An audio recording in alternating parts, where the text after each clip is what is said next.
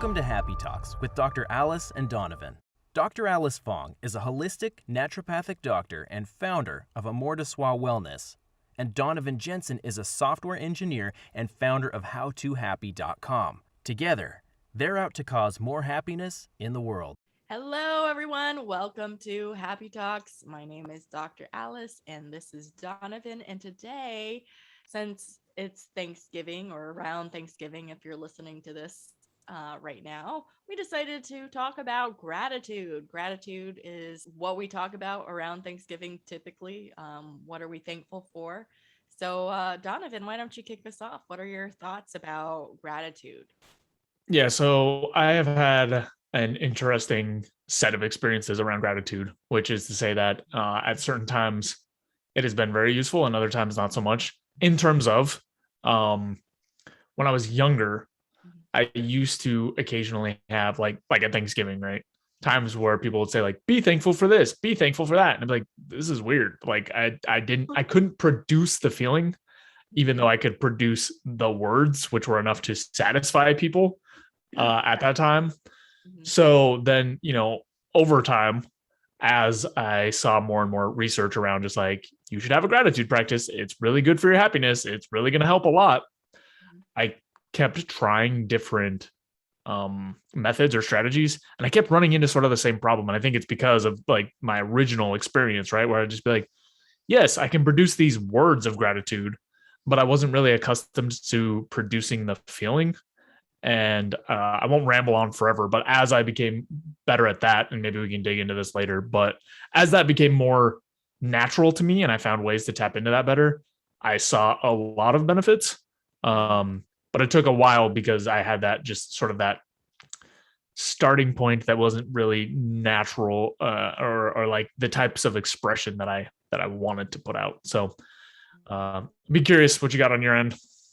Yeah, no, I can relate to your experience in that. I think there have been times where I'm like, oh, well, just say what you're grateful for. And I wasn't really connected to the words, or it wasn't heartfelt, I guess. I was just saying it to saying it. And obviously I didn't have the benefits of feeling happier from just reiterating words. But when it came from like a heartfelt place, or like I went through an experience and it was a bad experience, but then it had me have gratitude for the times I didn't have those types of experience.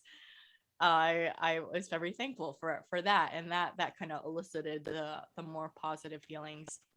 I actually just had a conversation with a client today, and one of the things I want to distinguish today around gratitude, especially when you're in kind of a low place or not feeling great, is to, and yeah, some people use the like, well, just notice all the things that you have to be grateful for, thankful for, and just be happy, kind of like. And that doesn't always work for everyone.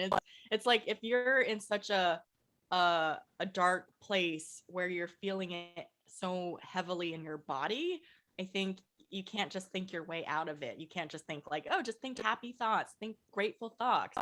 It doesn't always work. So it's like I recommended to that patient to get more in touch with your body first, before you go to gratitude. And then once you kind of feel a little less stressed in your body, then maybe that might be more beneficial versus trying to like think your way of like, well, I should be happy because I got this and this in my life. And it doesn't always work so well. Yeah.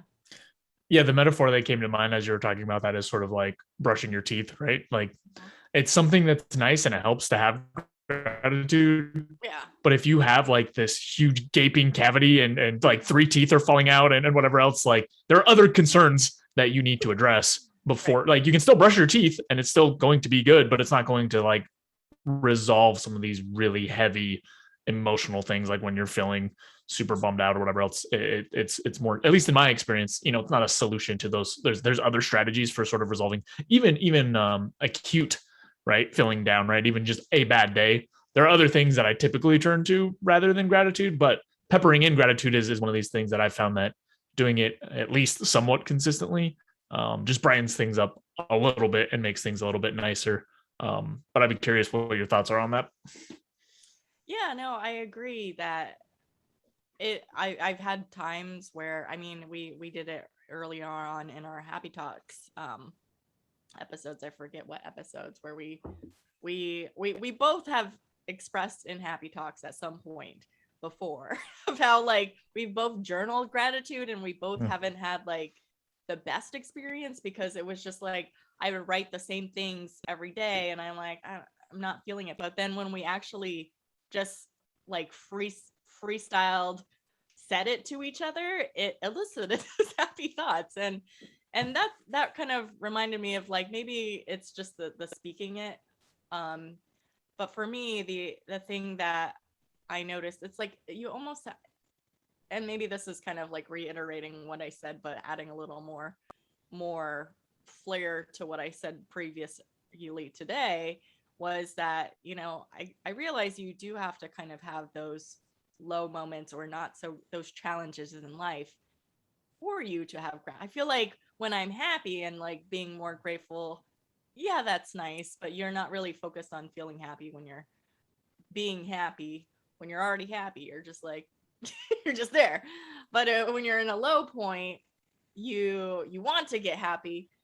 And sometimes, like, it's like going through adversity or challenges is kind of a way for you. Like, I'll give a simple example.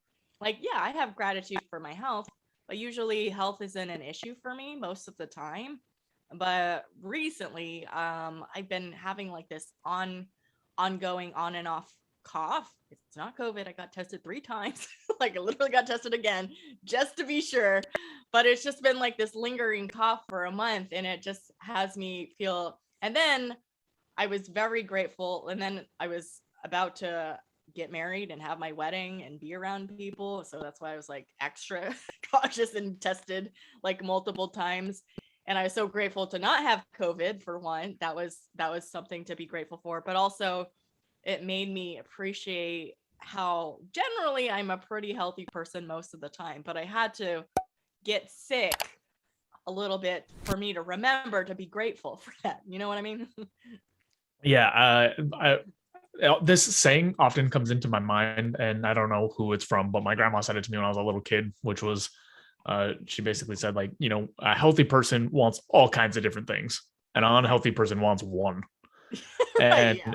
every single time I'm sick, that comes back into my head, and I'm just like, ugh, I just don't want to feel like garbage anymore. Right. And it doesn't last for forever, but once I get on the other side of it, every single time, I feel so grateful for the fact that I'm not dealing with Hmm. that kind of stuff all the rest of my life. Right. Um, and so that also goes back to kind of what we were talking about before, where, like, at least for me, finding and really honing in and feeling gratitude often happens in those more neutral or positive places. It's more of like something to sprinkle on top of when things are Mm. working out, or at least somewhat okay, or at least there's a comparison point. And it's much harder for me to produce those same feelings when it's like, oh, I'm just having a terrible day.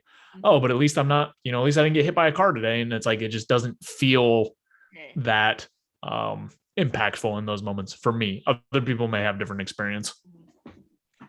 Yeah, no, I'd agree. And I think another thing that kind of, like, I have my go-to things that I'm grateful for, like my family, my health, a roof over my head, food on my table, those basic things. But I start to, when I start to just kind of be more connected with other people, and especially people who are struggling, and not, or dealing with situations that just don't even occur to me, that has me more grateful for everything that I have in my life, and the struggles that I don't have to deal with based on my current situation. So I'm thankful for that in many ways. And that I think it's just like talking with other people, and I don't know, it's just like talking with about their struggles or hearing about their struggles has me more grateful for my own life, in many ways. Yeah, that's definitely something that I was going to bring up as well, which is sometimes it's easy to forget or not see just how many things have fallen in place in my favor. in ways that they couldn't be. And when I talk to other people and hear their stories and look at the things that they've been through, or read about other or whatever, right? There's just so many different ways that experience can unfold, and pretty much everyone has at least some boxes that have fallen like correctly for them, or in a nice way that they otherwise wouldn't. But yeah, like you said, seeing the things that other people deal with um, is often very helpful in producing gratitude for me. Another thing that came to mind, which I think I stole this from a Stoic philosopher. I'm not really sure where.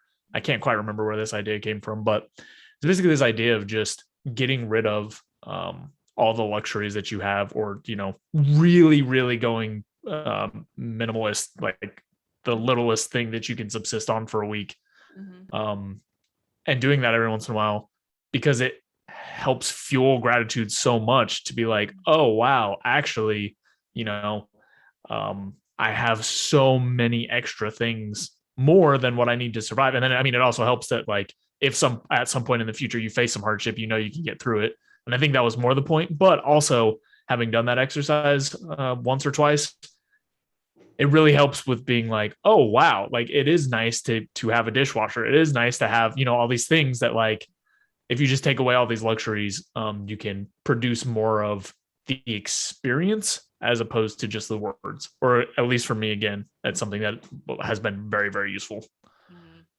Yeah, no, that makes sense. I think that it's connected to, like, you don't always appreciate things until it's not there anymore sometimes, which is unfortunate, because we should appreciate. Although sometimes, maybe just hearing other people's stories, like I just said, can elicit that appreciation um as well. One of the things my husband does, because he practices gratitude a lot, and he can be a grump on occasion, but how he gets out of being in his grumpiness is, like, he's like, this is what I always hear him say. He's like, I have my eyesight, I can walk, I have my back, and, like, just like these basic functions of life, which is like, yeah, definitely grateful for it. When I can't walk, like, on occasion from working out too hard, and maybe I have joint pain and can barely move, I appreciate when I can move. But the fact that I'm not paralyzed is a blessing in itself. I'm very grateful for that. Sometimes, I'll be honest, I forget to be grateful for until I talk to my friend who's paralyzed. I have a couple, actually, so it has me appreciate, like, these simple things we don't always think about. So I'd be curious, sort of in a similar vein, if there are particular exercises you do, or a way that you introduce gratitude more intentionally, or if maybe you did that in the past, maybe we circle back there, or if it's more of a habit now. But I'd just be curious, like, what are some of the things you've done to build more of that? I think for me, what I've discovered, and I guess everyone might be a little different, because I know people who swear by gratitude journals and all of that. For me, I do know when I'm in, like, a community circle and we're all sharing what we're grateful for, like around the Thanksgiving table, like, it does kind of elicit that. I do appreciate it. Maybe because it's like, being with family, having delicious food, just elicits all those happy responses. So yeah, I'm very grateful. And the fact that we're sharing and we're connecting, I think that elicits more of the happiness outcome for me, compared to just writing in a journal. It doesn't always elicit those feelings as strongly. The other thing um, that I know is, like, surmounting, like, a hardship, is like what we just mentioned. Another exercise. I don't do this consistently, but my partner, whenever we attempt to meditate together, he always wants to default to a gratitude meditation. So I'll do a gratitude meditation, and that does Hmm. kind of is maybe the in between. Like, I feel like this is where journaling, writing it down daily, does it for me. For happiness, is kind of like on the low end, and then it's like meditation. Yeah, I feel relaxed, I feel grateful, I feel more at peace. um depending on if it's guided or if it's just simply just being with myself. And then it's like connecting, sharing gratitudes, conversing. It for me is like the highest level of eliciting happy, positive feelings for me. So I guess it's like multi-leveled for me, and that might be different for other people. I'm not sure. It does map pretty closely onto the sorts of experience that I've had. So, writing stuff down is like at the very bottom of the list for whatever reason. It doesn't work at all. Doesn't work for us. But what I found a lot of success with is just like you were saying, having sort of social components. So I have done both day or night of just talking to someone, like either my family or partner or whoever else, and going through three things that we're grateful for together. And to me, like that has so much more impact when it's sharing with someone else. I also did an exercise for a while around basically writing like a thank you or note of gratitude or something to different people, like once a week or every couple days or whatever else. That also worked really well. It just was more work than just casually doing it with Right. someone in the morning, just a couple quick things. Mhm. But at the same time, like that exercise of actually writing down and sending stuff to people that I may not talk to all the time Mhm. was probably one of the strongest in producing gratitude, because I had to go out of my way to think about like, oh, what do I want to tell this person that I'm grateful for? Yeah. Um, and well, I guess it is self-serving in a way. It still feels even better to actually send it out to someone else. Mhm. Mhm. So for me, those are the ones. And then also, like you mentioned, sort of a meditation Mhm. on gratitude as opposed to writing it out, but actually sitting and really thinking. See. Those have worked much better than writing. Although Yeah. still, I think that social component, again, I don't know if it's a universal experience, but it definitely sounds like between the two of us, like that social Sure. component makes a It big difference. it does. It really does. Yeah. I think it's because someone's there to receive it and be witness to it, or maybe you're expressing your gratitude for that human being. And then you get the benefits because then it's their turn and they get to express their gratitude. And yeah, actually, with the thank you, I just literally today I sent out the thank you cards for my wedding for everyone that came, and it took a while. It was like getting the cards, getting the pictures, writing it out, because I never write handwritten letters anymore. It was very tiring and taxing on my hand to write it out.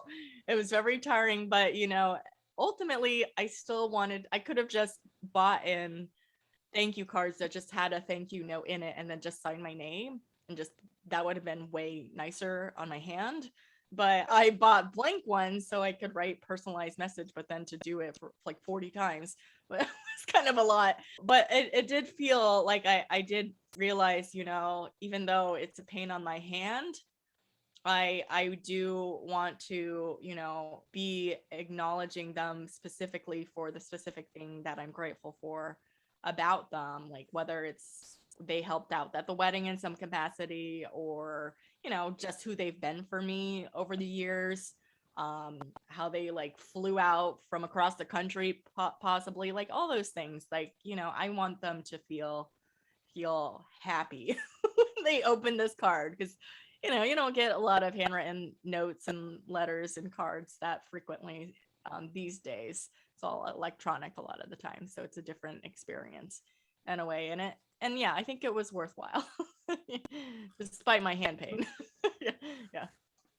On a related note, and we can move away from your wedding specifically to the more generic case, Yeah. Yeah.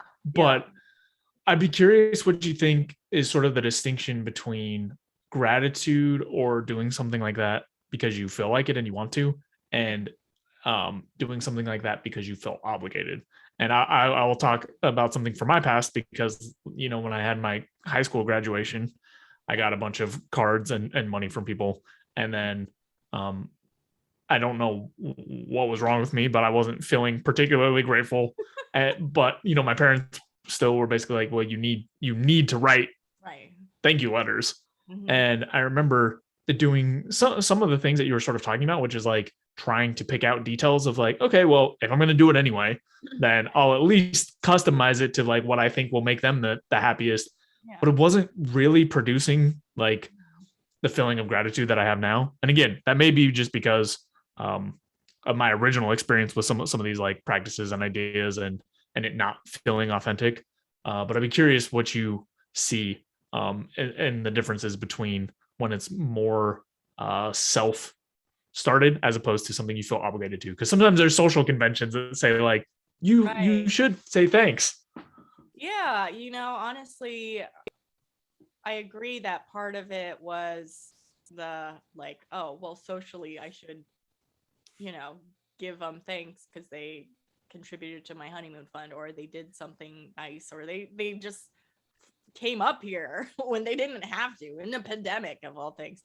So it just was like initially it was kind of like the pull of like, oh well, I will feel like an asshole if I don't in a way. So I don't want to look like that, but it did kind of elicit. So it started as that, but I think for me it transitioned into, as I started the process of writing them and really trying to come from, even though it was like felt like an obligation in a way, I was like, well, yes, maybe this is custom and standard, but at the same time, I want to get a positive experience out of it. I want to be authentic in my writing, and that's usually where it feels good. If I was writing these letters and I just didn't connect or feel authentic, I would have been like, do I even want to send these out? I don't know. Is it like, do they care?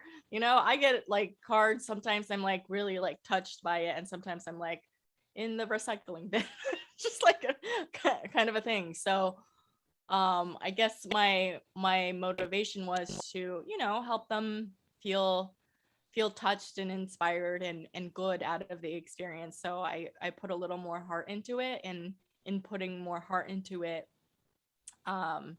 got me to feel happier from the results. And I'm like, oh, I can't wait for them to like open the card and read what I said and just reminisce about like the amazing day that we shared in celebration of our love. And so I think it's like, yeah, maybe sometimes it comes out of obligation, because I know some people might have a gratitude practice at dinner time, like, go around the table, not just for Thanksgiving, just, or maybe even at Thanksgiving, people are like, oh, I don't want to, this is, I don't feel like it.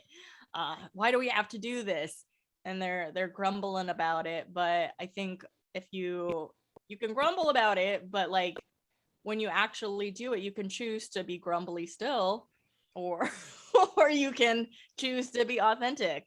And it's like, well, if it's something I have to do regardless, I can choose how I want to go about it. So I'm going to choose to be authentic and be real. So we can all benefit from it. I want it to come from a genuine place. And so in that respect, I think you can be intentional, whether it's a have to or not, you can be intentional with that process. Yeah, I think that makes a lot of sense. And I don't know if comparing against my 17-year-old grumpy self is a fair I know, you're teen. person, right? That's not right. Everything feels like a have to but when you're a teenager. but that kind of mirrors sort of the evolution that I went through as well, in terms of at some point I must have realized, I don't remember this, but at some point I must have realized like some of these things I have to do anyway. So I might as well find the most authentic and real way to do this. And then with more of those experiences came a lot easier sense of tapping into that, as opposed to fighting sort of like this, oh, I have to do it just because I have to do it. Like that's so stupid. 17-year-old me in full force. But so yeah, that maps on to sort of my experience. And another piece of what you were saying is I found, especially now that I'm not a little shit, once I start doing some of the practices, a lot of times I get into a better position.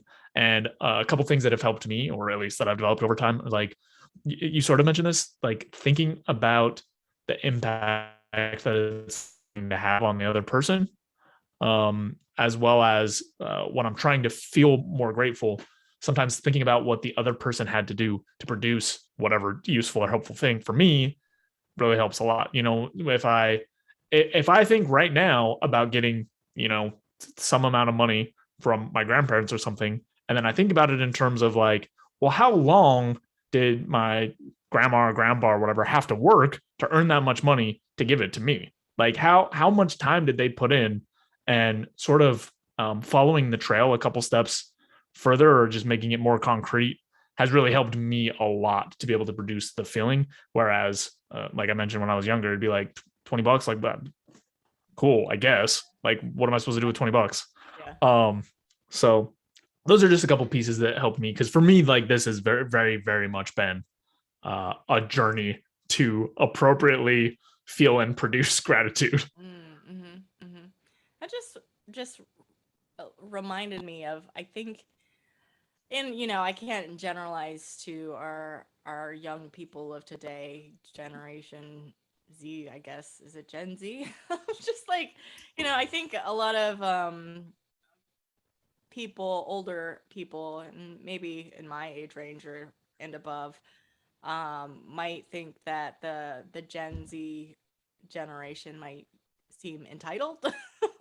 And maybe they think that of my generation. I've heard it plenty of times of millennials feeling entitled, and that's very true. And for some, not all. Um, but I think maybe it's partly in that, yeah, they definitely have experiences that our parents, or conveniences that our parents never had, like phones and internet and things like that, which are remarkable things when you think about, like, the power of the internet is a pretty impressive thing when you lived in a time where there wasn't internet. It's a pretty thing to appreciate. But I guess perhaps because those younger people that are entitled and are suffering more, I think are culturally, maybe more people are suffering. I don't know. I can't really say for sure. I need to look at the stats, and maybe it's hard to get the stats of, like, more people are depressed and anxious compared to older generations. I don't know. This is true.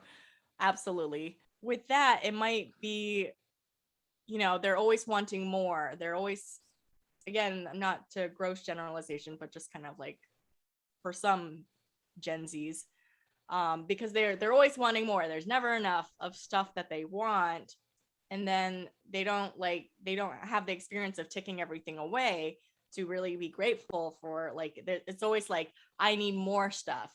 I need more stuff to prove that I'm, like, a cool person or a worthy person. I need a, like, amazing Instagram pics, things like that, versus like, hey, you don't need all of that. You don't need all this stuff to validate who you are. And when you can kind of get away from that, that leads to more happiness. Yeah. Yeah, I think I'll see if I can. No, it was convoluted all over the place. I have some thoughts on it though, and you can tell me if you disagree or if I have misrepresented you. But I think a big piece of it is not necessarily a particular generation, but it's sort of this growth of experience, right? As you get older and you experience more and more different types of things and are responsible for more and more different types of things. So you end up with, for example, I know a very small handful of people who were given enough wealth to be able to pursue anything they want for the rest of their life. Right. And those same sorts of people don't have the experience yet, or may never, of something like, here's what it's like to work for minimum wage. Here's what your paycheck looks like after you've worked 40 hours at minimum wage. Mm-hmm. Here's how much rent costs relative to that when that's what you make. And so I think, the younger people, just in general, not this particular generation, but just, as you get older, you get more and more responsibility and less help. And you start to see more and more of those gaps, kind of like what you're talking about, where you don't have things, right? So it's very easy when you take having a place to live and food as granted, where you just go like, oh, well, now I want, like, oh, you guys gave me a car, but this is not a good car. I want a better car. Right. Yeah. Right. Until you realize, like, or see, and it goes back to kind of what I was talking about before in the ways that have helped me produce gratitude. But when it's like, do you have any idea how many hours you have to work at minimum wage to get any car? Yeah. Like, Totally. so, and I think as people age up, they get more and more experiences that kind of, in general, not always, right? Some people get stuck in this trap forever and they never figure it out. But you get more and more experiences that allow you to see, if you are open to it, sort of these positive and negative things or things to be grateful for, as well as you get some of those things, right? Because I can remember times when I was younger that I was striving for particular things and like, oh, I really need this because it's going to be so cool and whatever. And then actually experiencing the amount of happiness it brings and being like, I feel pretty much the same. Like nothing has really changed. Or like, like this was the coolest thing for like a week or a month. And then it completely wore off. And now it's just back to baseline. So maybe I need to work on the baseline as opposed to trying to get a brand new sports car or whatever else. Again, there are fully grown people well into their old age that are still playing this game. But I think that might be why you see some of the, or, it's some of these feelings of like, oh, whatever the younger generation is entitled. And that might actually be true just because a lot of them haven't had experiences that have kind of shocked them into reality or put them in a place where they're like, oh, I guess I should actually just be really grateful for these things. Now, whether or not this is scientifically backed, whether or not the numbers support this, stats, like this is all just out of my brain. I could be completely wrong. There could be some numbers that are like, what are you talking about? But that's one plausible reading that I have of it, or at least something that I have seen in my life and nerd in many of the people that I know's lives. And why, like over time, it seems like people, or at least some percentage of the group, is able to increase the amount that they're grateful. Yeah. No, you explained that so beautifully compared to how I went about it. But yeah, I think that is a lot of people's experience in that, reflecting on just on my own personal life, and that I've built gratitude over the years through my experience. Like, yeah, I feel like I was probably that ungrateful teenager too, even though I'm very fortunate now realizing, yeah, I had a roof over my head. We didn't live lavishly by any means. We rarely ever even went out for dinner. We were generally cooking, which I'm grateful for because it made me learn like healthier eating habits of eating in and cooking for ourselves. But yeah, I didn't have that appreciation, and I did, even though I started working at like the age of 15.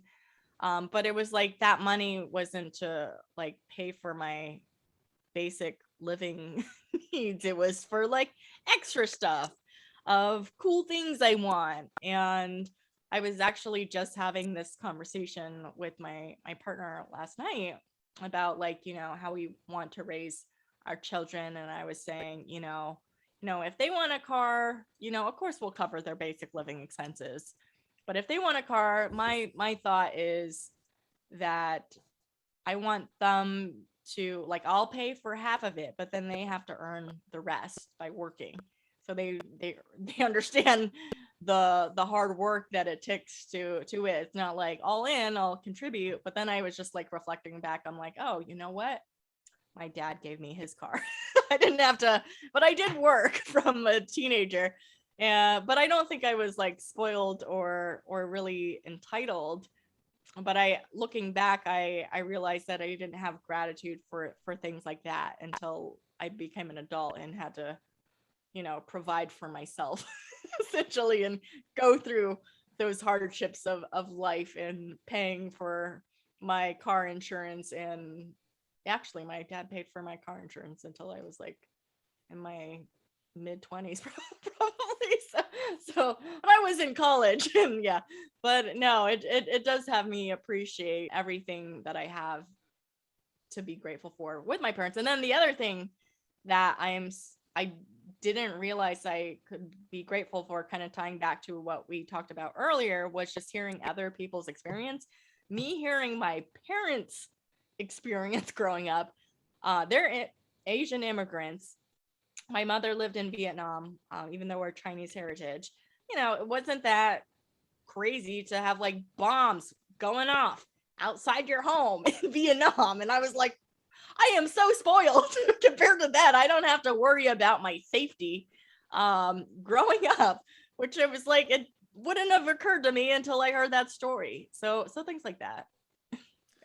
Yeah, and I think that tacks on to what I was talking about before, which is like you get also more, not just personal experiences, but you get more stories and more understanding of other people's experience. Right. And like when you're in high school, who do you really know? Or like what do you really know about? Not that many people, or even college. Like talking to your friends that are also your age. Yeah.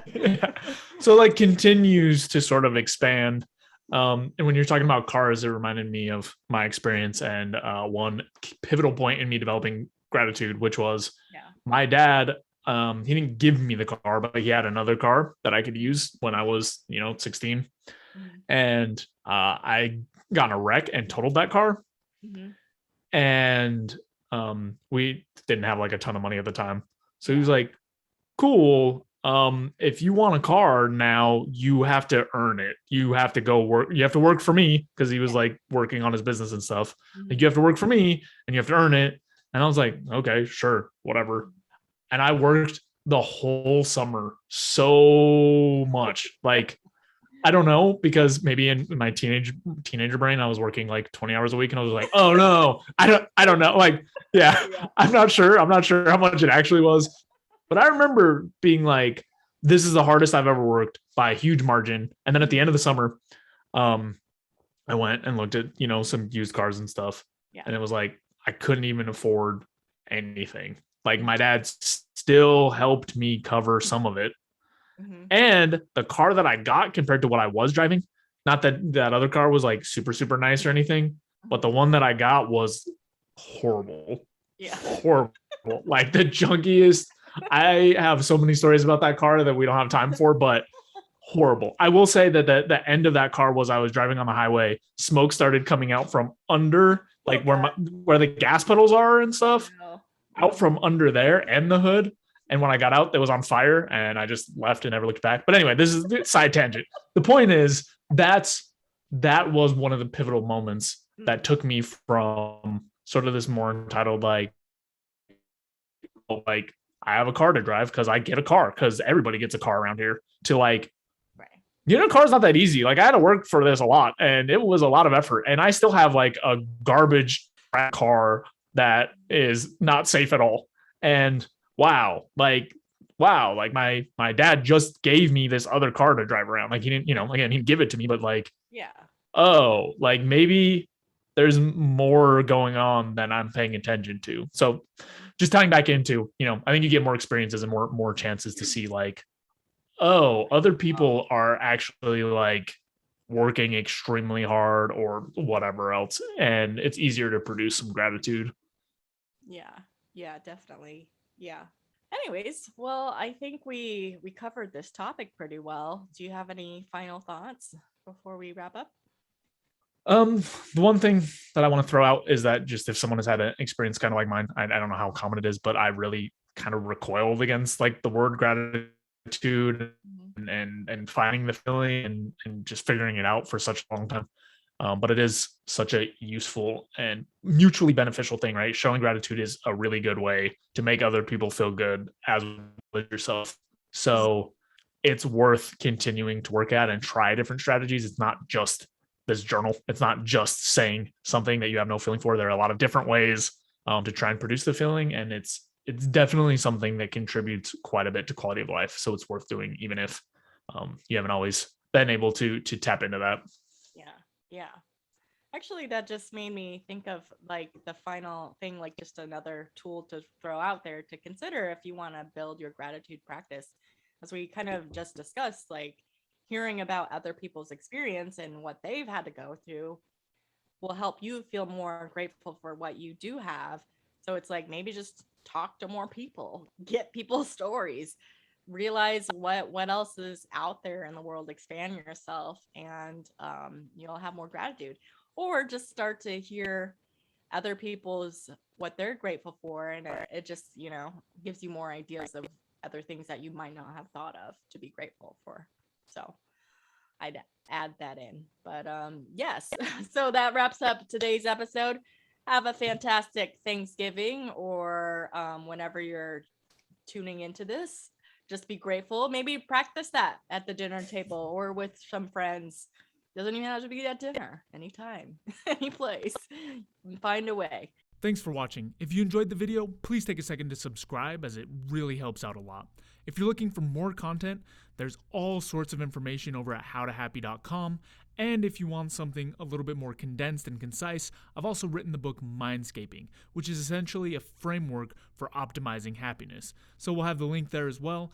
And that's all I've got. Thanks again. I'll see you next time.